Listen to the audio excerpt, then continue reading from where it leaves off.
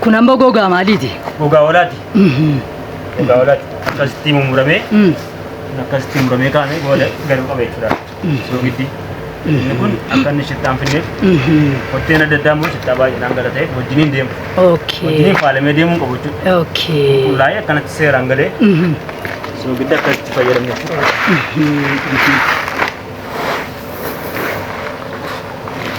Kun hundi isaa soogidda jechuudha. Kun soogidda bakka. Soogidda fayyadama kun keenya jechuudha. Amma gatiin isaa meeqaan jette kan hoolaa tokko? Kan ittiin fayyadamu?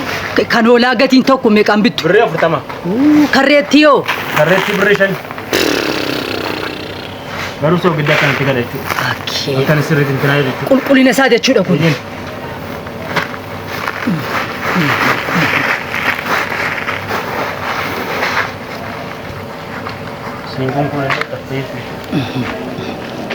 Kun hundi isaa amma kan soogiddi galeedha laa?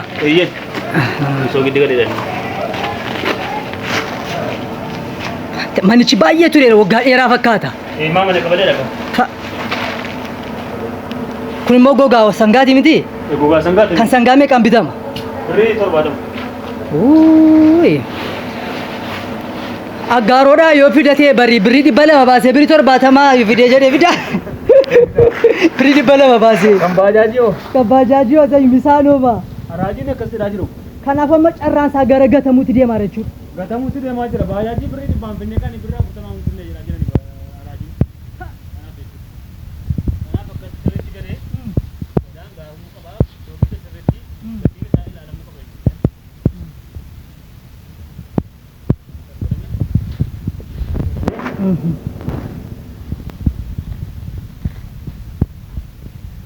Foolii balleessa jechuudha. Wanta kun jiru. Qulqullinaaf baay'ee gaariidha jechuudha kun. Guddaan galatoomii jabaadhu bakka guddaatti kan keellee banattee naasii arguun barbaada. Ishee nagataa. Ayyaa beekoo.